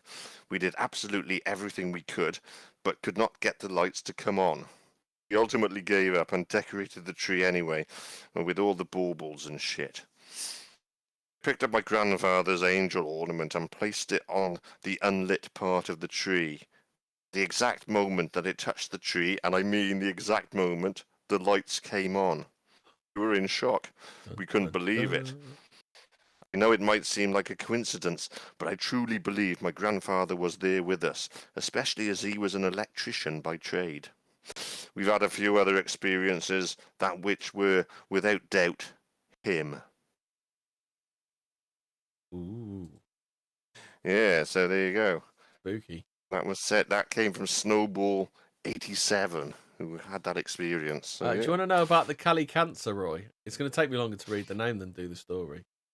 go for it. Well, it's called the Calicantharoy, and then it says the Calicantharos is a malevolent goblin in the southeast European and Anatolian folklore, where they're believed to be creatures of the night that dwell underground but come to the surface during the 12 days of Christmas. Any child born during this time was in danger of transforming into a Calicantharos. Bizarrely, one way to protect yourself from a Calicantharoy is to... Oh, is Calicantharos plural then? Calicantharos. Yeah, Calicantharoy is singular. That's what there is. Is to place a colander on your doorstep. The Calicantharoy would sit at the doorstep all night, counting the holes in the colander until the sun rose and force them back into hiding. Perhaps a better method of protection was to simply leave the fireplace burning all night so they could not enter through the chimney. Sounds like a bit autistic. This Yeah. hunting holes. It's Dustin Hoffman, isn't it? The Cali Canceroy is Dustin Hoffman, isn't it? Mm, He's a good you're driver. not The getting. Cali You're not to Canceroy is a good driver. Good driver. get Cali Canceroy to take you to a casino and make a Yeah. bit of money. Yeah.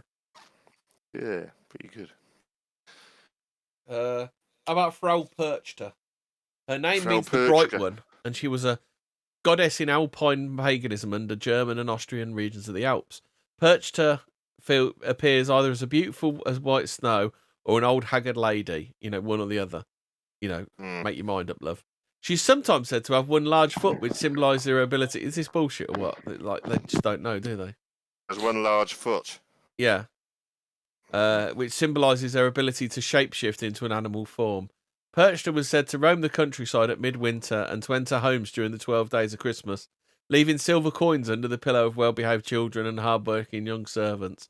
However, if they'd been bad or lazy, she would slit them open, disembowel them, and stuff them with straw and pebbles. A gruesome punishment that earned their name, the belly slitter. So, be good kids or just get your gut slit. The belly slitter. It's one of those names again, isn't it? Yeah. So do you think parents used to do that just to keep the myth going? Well, times were a lot more brutal, weren't they, in those days? Yeah. So it wouldn't have surprised me. Who else have we got?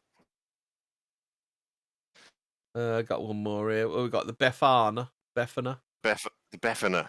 Befana. In Italian folklore, is an old woman who travels across Italy on the 5th of January, the eve of Epiphany, and delivers gifts to children. She's said to fill the socks of children with toys and sweets if they've been good, or cold, dark sweets, onions and garlic if they've been bad. Dark sweets? What are dark sweets? That booze. So pretty similar to Father Christmas or Santa Claus. That's not me. That's the way the journalist wrote it. In that respect, she travels by broomstick wearing a black shawl and covered in soot due to her habit of flying into the home via the chimney. For this reason, she's known as the Christmas Witch. The legend of Befana says she offered shelter to the 3 wise men on their journey to find Jesus. They were so impressed with her hospitality, they offered her the chance to come with them to visit, but she was too busy doing her housework. Men, why didn't they help? She later regretted not going, and to this day she continues to fly around searching for Jesus. Any children seeing her in the house are said to receive a whack from her broomstick, a handy way of keeping the kids in bed on Christmas morning, we guess. Bit violent, but yeah. Yeah, sort of like a Halloween stroke Christmas tale there, isn't it? A bit weird. Yeah, you could adapt that to either. So the Belsnickel is an irritable fur-wearing figure from German folklore. Like Santa Claus, he comes bearing gifts. He's also prevalent in Pennsylvania Dutch communities and Brazilian German communities, and often associated with other companions of St. Nicholas in German-speaking Europe. But unlike the other companions, Belsnickel hunts alone. Belsnickel carries a long, flexible piece of wood known as a switch, which he uses to whip and discipline naughty children, while the well-behaved children are rewarded with nuts, cakes, and sweets from his pockets. It's likely that Belsnickel is based on an older German myth, Knecht Ruprecht, a servant of St. Nicholas and a character from northern Germany. Have you two got some more stories of Santa Claus's mates? I've got a true crime Christmas story which I can have a rendition to if no one's got any follow-up of yours there. So, okay, let's review this one. Christmas Day 2013 in the Edinburgh suburb of Clermiston, elderly apartment block resident Alan Williamson heard a loud banging at his front door.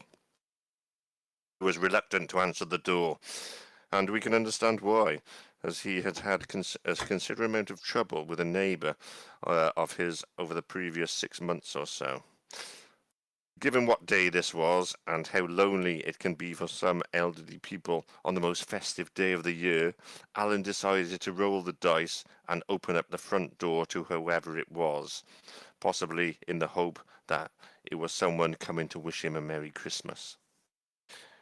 The only thing that Alan was greeted with when he opened his apartment door that Christmas morning was death. The person waiting on the other side of the threshold set upon the elderly man with a 6-inch kitchen knife, stabbing him 29 times. Was it being naughty? Was Baba, what's her name, gone to see him? Well, it was We'll soon find out who it was. In the attack that left Alan lying lifeless in a pool of blood in his own apartment. Other residents of the apartment block heard the commotion coming from Alan's residence and were quick to phone the police and to tell them something terrible was going on. Officers arrived to find Alan Williamson dead, with a trail of blood leading from Alan's home all the way to another apartment in the same complex. They followed the blood and knocked on the door where the blood trail ended, only to find the door was unlocked. They entered and found a 37-year-old Melissa Young in a state of frenzy and covered in blood. So, obviously, that was the person who had killed Alan. Ooh. Officers asked Melissa if she'd just stabbed the man in the apartment across to her, to which she replied she had, stating that the power it gave her was amazing. She was promptly arrested, then taken to a nearby police station for questioning. During the interview, not only did Melissa admit to killing Alan, but she essentially blamed him for provoking the attack, saying that she was enraged that he had disliked the Christmas present that she had bought for him. She explained that she had given him a pair of trainers which she believed Alan would like, but he found the colours of the footwear to be objectionable. Melissa tried to explain that the colours were unisex. What colours were they? Probably pink and pink and something, pink and purple. Alan was old-fashioned, so he didn't want to be seen as a Nancy boy. So, anyway, Melissa tried to explain that the colours were unisex, but Alan had insisted that he didn't like them, and Melissa herself should keep the trainers. Rejection simmered for days until apparently boiling over on December the 25th, when she called on his apartment and murdered him. A subsequent toxicology report revealed that in the aftermath of her arrest, Melissa had traces of 4 different illegal drugs in her system, as well as having a blood alcohol count that would have made it illegal for her to drive. During her trial, a doctor told the court that Melissa was an alcoholic and was liable to dangerous violent outbursts. The doctor also explained that Melissa also inhaled solvents daily and was on 14 different prescription drugs. Sounds like a cracking bird. She's a proper crack, shouldn't she? And had even smoked heroin on the morning that she murdered Alan Williamson. So yeah, she was on all sorts. So it also emerged during the trial Melissa had been harassing Alan for quite some time, and earlier in 2013 she had actually abducted Alan and assaulted him to a horrific incident which stems from a false belief that he had stolen her house keys. Alan was held at knife point for a number of hours, with the situation only ending when Melissa turned her back for a moment, giving Alan the chance to escape by jumping over the first floor balcony of her apartment into the garden below. At the end of her trial, Melissa was sentenced to 20 years before being eligible for parole. The court heard Melissa had a fixation with the Catholic Church, writing letters to the Pope and attending a central Edinburgh church. She also had a tattoo of the Virgin Mary on one arm and one of the devil on the other. She claimed at the trial that the Archangel St. Michael had taken over her body and used her as an instrument of God to the unclean demon. Whilst passing sentence, the judge told Melissa, having murdered him, you set about trying to convince health professionals that you were suffering from diminished responsibility, as in the Yorkshire Ripper case. While it's true that you have severe personality disorder, it's clear that you played no part in what happened that night. You showed no remorse, and the fact that you showed the court that you were indifferent to his death. In June of 2014, whilst being held for trial in the women's prison court in Vale, Melissa was convicted of assault after she attacked and bit a female prison officer in the stomach so hard that it drew blood. After her conviction, a Scottish newspaper managed to get an interview with her old boss, who employed Melissa at an adult sauna parlour. The man spoke of her troubled childhood and descent into violence, crime, addiction, and religious mania, explaining that he had to fire her after it was discovered she had stolen from her clients whilst working at the sauna.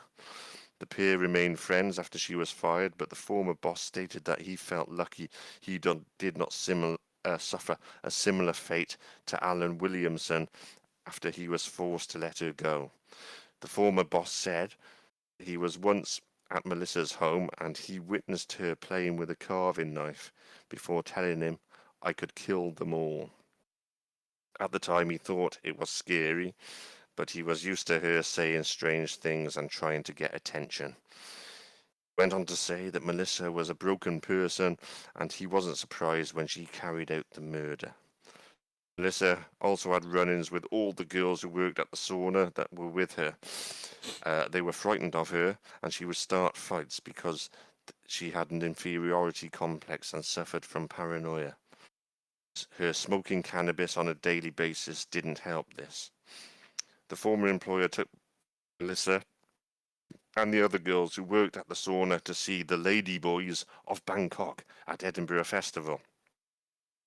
It was going to be a great night out, but soon all hell broke loose when Melissa ended up in a fight with a massive butch lesbian. The other sauna girls would say that Young would steal their possessions and would sell them to pay for drugs. Almost there. Said Melissa asked her for £3,000 for breast enlargement surgery, but he refused and she threatened to kill him. He told her that she should save her money and not spend it on drink or drugs. He then found out that she had started turning tricks in her own flat, which made him angry as she was stealing business from his customers, so he fired her. Melissa was evicted from her apartment after a client knocked on the door of a neighbour and they called the police. Her former employer said that he witnessed her descend into greater depravity and claimed that she boasted of taking groups of drunken men, as many as 13 at a time, round the back of a nightclub to have their way with her. She was also into... Crazy birds are always best in the sack, aren't they? Yeah, Not this one though. I think this is draw the line when it comes well, to we're this. not saying she's not good in the sack, though, are we? We want to find out. She was also a serial shoplifter who had clothes worth thousands of pounds in the flat when she was arrested. The interview with her former employer painted a picture of a highly disturbed person who exasperated their poor mental health with the habitual use of hard drugs and alcohol. Someone who was so disconnected with any sense of human decency that they would murder someone over a Christmas present. Maybe this Christmas we should all be a little grateful for the gifts we receive. You may never know who may take rejection to heart and plot terrible bloody revenge. The end. How about this for a Christmas party then? It was Christmas Eve of 2004 in the small city of Covina, just outside of LA. Parties dominated the neighborhood. 1129 East Knollcrest Drive had around 25 close friends and family enjoying each other's company. At around 11:30 p.m, a knock at the door came. Standing on the other side of the door, it was Santa Claus. At least that's what the 8-year-old girl who answered the door thought. But it wasn't St. Nick. It was a man called Bruce Jeffrey Pardo, the unstable and violent ex-husband of one of the women at the party. He was holding a 9mm pistol in one hand and a flamethrower in the other. He had a further 3 handguns in his possession. Crawling methodically, he bent about shooting at everyone in his sight before setting a light to the house. 9 people would die and 3 would be badly injured. Pardo left, driving to his brother's house some 30 miles away. He had planned to detonate a series of handmade explosives and make his escape to Canada, but the fire had caused his Santa suit to melt onto him, causing severe third-degree burns. Instead, Pardo decided to put a bullet in his head. We hope you didn't put you off your mince pies too much. Merry Christmas, everyone. That's what it says at the end of the Merry Christmas. Merry Christmas. It's pretty good. Murder at Christmas. Can't beat it, eh? Can't beat a bit of murder at Christmas. Yeah. Oh, how about this one? I've got one more. When 37-year-old Patty White offered down on her luck Michelle O'Dowd a place to stay with the festive period, Michelle was delighted at the Christmas spirit being shown to her, but White had an ulterior motive, one involving stealing all of her new housemate's credit cards, killing her and leaving her among a trashed Christmas tree to look like a bungled burglary. The scene was discovered by Michelle's twin brother Phil, who went in to check on her after she failed to show for work. There, amongst the pile of wrapped Christmas presents, he saw his sister's foot. Patty White had been beaten and strangled. The 67-year-old left her among the gifts. She would receive a 45-year sentence from a South Carolina judge for her vile crime. Yeah, Like an there's actually quite a episode few Christmas of murders. EastEnders at Christmas, isn't it? Yeah. I was going to talk about the Sodder family, but it's like, I think I started it a bit too late. Have you ever heard of that one? The Sodder family. The Sodder family. For It's it. the one where the family go to sleep. There's a bump on the roof. Then the woman like dismisses it. Then it turns out the house is on fire, but they can't do anything about the house fire because the ladder to get to the roof, the ladder that's usually around, has gone missing. Then after the fires, so they and the water butt was frozen, so they couldn't do anything about the fire. So the next thing, so they just had to stand and watch it burn. But they watched it burn, went through everything, then like couldn't find the bones of any of the kids that were left in the house. See, yeah, tell that one. Oh, it's really, it's too long and involved because there's all kinds, because it spans literally like until the parents die. It's a really, really long story, and there's like bits that come into it and stuff. I should do it another time, really. That sounds like an episode all on its own. Oh, it is, yeah, because there's like mysterious phone calls, ransom demands, all kinds of weird stuff. It's a really, really good story. Sounds good. We should review what we're going to do in the coming months. What have you got planned next then? Well, as I said earlier, we'll look at ghosts caught on film, yeah, and look at some various Ghosts on classic. film, ghosts on Duran film. Duran. Yeah. Also, we should make an effort to go out and capture some ghosts on film. Yeah, I think We need to sort out probably like, I don't know, maybe end of Jan, like maybe going into the spring. Like we need to do a field trip to Borley Rectory, don't we? Yeah, it's going to be. Yeah, we're going to Need to do an OB. Obviously, the rectory is no longer there. The church is there also. Can you walk on the ground? Is it owned by? Is it trespassing? No, I think it's difficult. I think you probably try and get permission of someone to walk on the ground. You can do, but yeah, it would be good to do. So has anything been built on there then? Not really. No, there's the actual site of the rectory is sort of garden, and if you look at the old photos of the rectory, you've got the rectory cottage, which is still there. Yeah. And it's the same style as the rectory. You know, Yeah. I like to live there. I got to admit. I wonder who That's a owns good that. size. That's a Borley Rectory was a good size house, wasn't it? But the cottage is still there, and it's the same. That's supposed to be older than the rectory itself, and that's built.